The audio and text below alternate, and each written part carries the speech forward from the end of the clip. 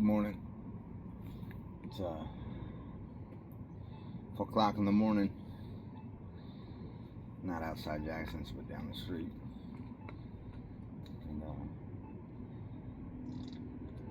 And spiritual warfare is real. God woke me up this morning talking about I can't even remember, but he spoke to me like he speaks to me every morning. And spiritual warfare is real. I guess I wanted to post something about honesty and judgment. I think my sponsor told me a long time ago there's a difference between rigorous honesty and brutal honesty. Sometimes being brutally honest isn't necessary.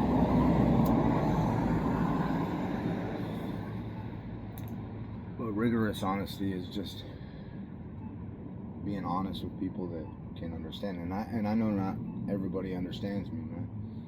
Not supposed to. God's changed my heart, changed my life, but that doesn't mean people change. And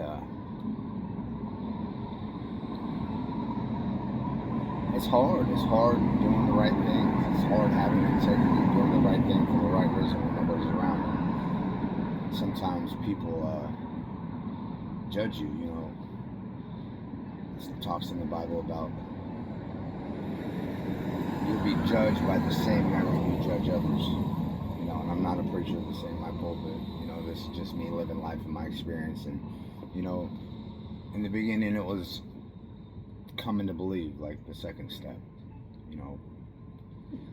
Came to believe in power greater than ourselves could restore us to sanity. And then 3, you turn your will and your life over to care God as you understand Him, and that's coming to believe. And just because you believe doesn't mean that other people are going to believe in you, especially when you have a past and you struggle. Addiction is cunning, baffling, and powerful. And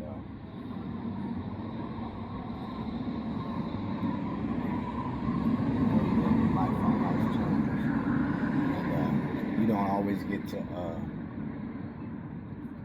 choose your consequences. I'm in Felony Flats. It's about 4 o'clock in the morning, and I do these videos to show people my redemption story. But the truth of the matter is that this could be my redemption story. This could probably be my obituary. That's it. Good morning. How are you? You alright? Yeah.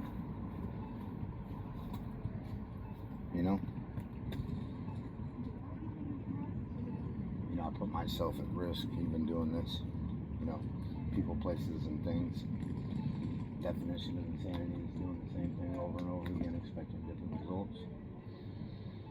And some people I'm honest with, man, but what I've learned is sometimes that brutal honesty has consequences and judgment. And sometimes that judgment, and it hurts.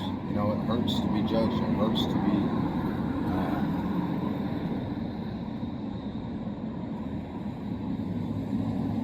held accountable to people based by their fears.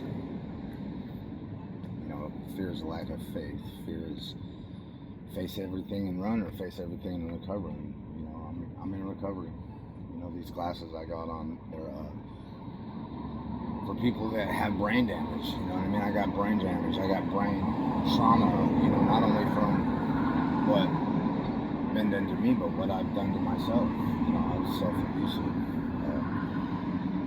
There's times in my life that I didn't want to be on this earth, and there's consequences from my life that make me still feel alien in this world. And I get up first thing in the morning and I do pray, man. It's not always a long prayer. It's not always a drawn out prayer, but God, I just ask Him to be able to hear His voice, to do things with intention, to live a new way of life, and it's not always easy. We have lapses, we have relapses, not only in drugs but behavior. You know what I mean? Sometimes, my sponsor would tell me relapse happens long before you take that first drug. Attitude, that attitude, that ego, that pride, that selfishness. Because the disease of addiction is self-centered, self-seeking, and selfish. And it wants to kill us. And the enemy uses that as a way to attack you, especially when you're doing God's will. God's will is easy, but sometimes God's will is a struggle. Especially, I talked about the third step, turning my will and my life over to God as I understand it. That was a process. Coming to believe was a process. I used to pray, I believe, help my unbelief. And that, it's a struggle, man. Because, I'm used to being in control of my environment. I'm used to having a sense of power. That way, I don't let people in. Cup of coffee, cigarette. That's my routine in the morning. And these videos are starting to become a part of that routine. Documenting my story, my process, and being in God's will. And we're not always in God's will, especially when it comes to emotion. You know what I mean? Especially when it comes to rigorous honesty and brutal honesty. I gotta stop being so brutally honest, man. It's not everybody's business. You know what I mean? I'm a new creation. The old is gone. But the old is leaving. You know what I mean? The old me is, the old me is not somebody I wanted to be. Somebody I become based on not only consequence but also survival. And my pastor tells me that I ain't got to worry about having my own back. God's got my back.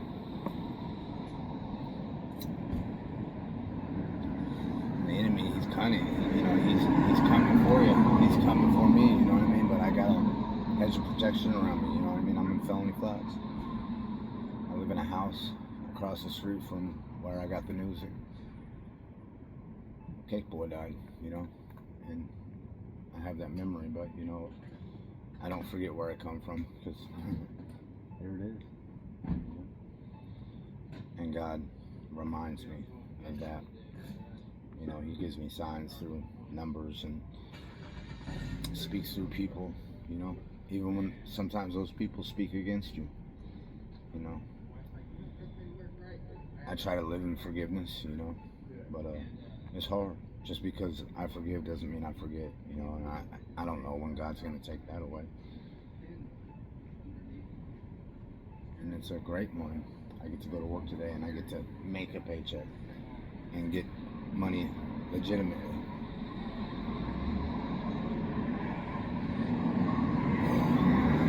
God, I just ask that whoever's watching this, that they see it with an open mind, open heart. You're a great God. You open hearts, open minds, open doors. And my testimony is built around things that I struggled with. I suffered. What I've been through, many people haven't been through, but I've been through so much. You're going to use it in a way that helps many people. You know what I mean? Not saying that I'm so great that I'm going to help so many people, but I have a story, Lord, and I just ask that you use it for your will, for your blessings, to build your kingdom, Lord. I'm grateful today I have you in my life, and there's a relationship. And I get to do this in a way that I don't always understand. And sometimes the fallout from it hurts because people don't understand. And rightfully so, Lord. Rightfully so. If I was on the outside looking in, I'd be concerned. So, Lord, I just ask that you give me the strength of forgiveness and the integrity and intention to follow through with your will in my life today, tomorrow, until my time comes that I get to be in heaven with you. I pray for the addict who still suffers. I pray for the homeless out here in the streets. I pray for the businessman in the suit that snubs his nose on me. I pray for the people that hear my story and it hurts them, scares them. And And I pray for the people in my life that you put in my life, Lord.